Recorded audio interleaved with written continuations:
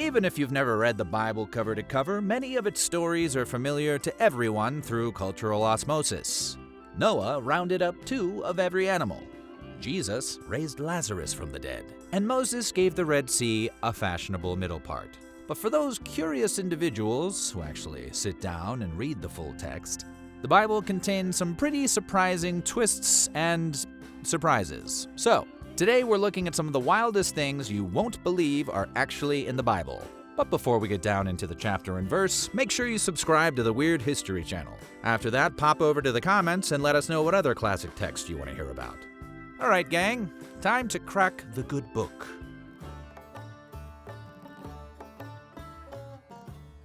The noun reem is used 9 times in the Hebrew Bible to refer to an animal of some kind. But the book doesn't have nice, clear illustrations, so it's not entirely clear which animal. The book of Job, for example, asks, "Will the reem be willing to serve thee, or abide by thy crib? Canst thou bind the reem with his band in the furrow?" The prophet Isaiah tells us, "The reem shall come down with them, and the bullocks with the bulls, and their land shall be soaked with blood, and their dust made fat with fatness." Psalms 22 includes a passage reading, "Save me from the lion's mouth, for thou hast heard me from the horns of the reem." Taken together, in context, the passages depict a large, powerful animal with a single horn. In fact, the word reem is often translated to mean one horn. There have been many theories about what specific animal this could be, including antelope, a rhinoceros, a wild ox, or an extinct species of cow known as an auroch. This was Sir Isaac Newton's favorite theory, but that guy got concussed by an apple, so take it with a grain of salt. Older versions of the King James Bible opted for a more intriguing answer, translating reem as unicorn.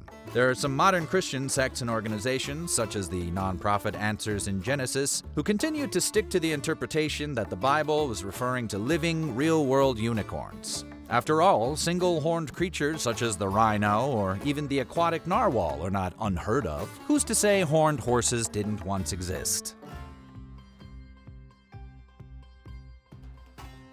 Early writings postulating a spherical Earth date back to ancient Greece around the 5th century BC. But the concept of a round planet was not universally accepted by most Europeans until late antiquity and the dawn of the Middle Ages. Nonetheless, the first line of Isaiah 40:22 reads, "It is God who sits above the circle of the earth." This certainly seems like a clue as to the Earth's general shape, written many centuries before Ferdinand Magellan proved the case by circumnavigating the globe. But this may also be a bit misleading, vocabulary-wise. The Hebrew word in question means circle and not sphere, so the Bible was perhaps not saying the world is a globe or a ball, as we now understand it, but merely that it was circular in shape. It could still be a flat circle, like a big pancake.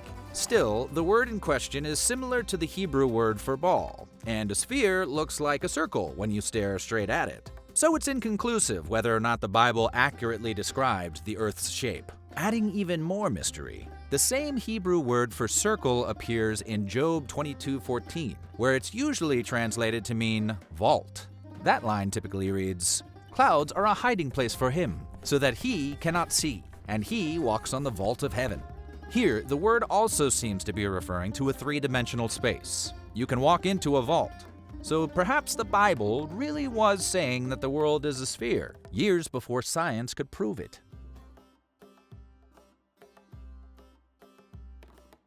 God doesn't have a set conventional name in the Bible. He's a bit too vast and impossible to be called, say, Larry. But there are still a few ways to directly address the book's main deity. An unpronounceable Hebrew word, sometimes expressed as Yahweh, is popular, as are Elohim and Jehovah. Although, please remember, in Latin, Jehovah is spelled with an I. But one of the less common ways to refer to the biblical God is El Shaddai, a name he uses when speaking with Abraham, Isaac, and Jacob that's usually translated into English as God Almighty.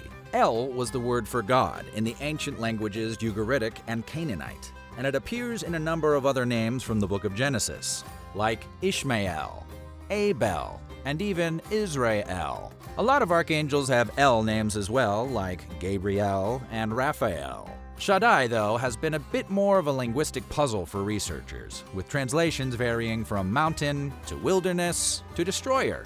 Some scholars even think that the word could refer to breasts, relating God directly to human fertility. Incidentally, the El being referred to in those Ugaritic and Canaanite texts was not actually the same God being worshipped by the ancient Hebrews. The Canaanites were polytheists, and El was their supreme elder deity. He sat on a council with the warrior god Baal, his wife Atharat, and younger deities like Yam, god of the sea, and Mot, the god of death. In fact, the popular image of the Hebrew god, an old man with gray hair and a bushy white beard, is probably rooted in early descriptions of El, as opposed to Yahweh or Shaddai. God's only son is referred to in English translations of the New Testament by the first name Jesus. But not only is this almost certainly not how his name would have been pronounced, it's unlikely the historical Jesus would have even been able to say that name. The English letter J in its current form has only existed since around the 14th century, and it had no exact counterpart in the language Jesus spoke aloud, which was likely Aramaic or Hebrew. His name probably sounded something like Isho, or Yeshua, or the Greek Jesus, which was another common language at the time.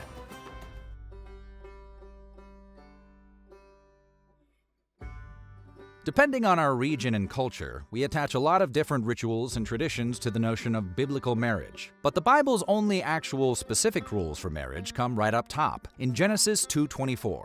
For this reason, a man shall leave his father and his mother, and be joined to his wife, and they shall become one flesh. Let's talk about it in terms of regulations.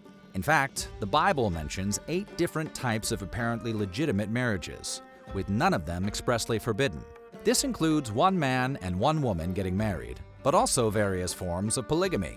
Genesis 4:19 tells us right away that Lamech married 2 women, Ada and Zillah, and later on we discover that many prominent Old Testament men were enjoying the same practice, including Abraham, Jacob, David, and Solomon. Solomon actually had around 700 wives, plus over 300 concubines. He could have fielded an entire basketball league with just his squeezes. Another vague passage that has raised stirring questions for thousands of years appears in the New Testament's first epistle to Timothy. Though this letter was traditionally credited to the Apostle Paul, that's likely apocryphal. In the letter, the author, whoever he was, writes, "I do not permit a woman to teach or assume authority over a man. She must be quiet." Must have gone to the Milford Academy. The overt sexism of this passage seems to directly contradict a number of other Bible passages, including other works that are more likely to have been written by the Apostle Paul. For example, in Galatians 3:28, Paul writes, "There is neither male nor female, for ye are all one in Christ Jesus." This verse has often been used to argue against the presence of women in the clergy, and more widely to justify inequality and exclusion of women on all levels of church and community leadership. Some Christian writers and theologians have even suggested that the verse suggests women must be subservient to men in all aspects of life. But many modern scholars have suggested that these instructions may not have been meant so broadly. The author of Timothy was specifically addressing a church in crisis, and may have actually been recommending that all of its current leadership step back from their duties in order to avoid a total collapse of the community. It's also possible that the author was recommending a more limited reaction from the church, preventing women from taking on certain positions, but still allowing them to work in others.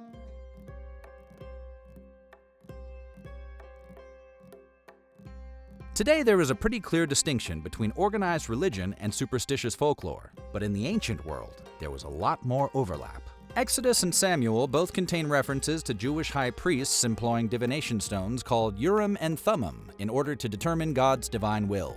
Priests, who wore the stones on a sacred breastplate over an apron known as the ephod, asked God a yes or no question, and the stones would provide them with a vision of the answer. Some scholars think the Urim and Thummim ritual worked more or less like flipping a coin, with God actively selecting the winning side. There were a number of similar ideas among the ancient Hebrews for determining God's will, including casting lots or runes, so this idea is less far-fetched than it may sound. The character of Daniel from the Hebrew Bible is most famous for his time spent in the lion's den.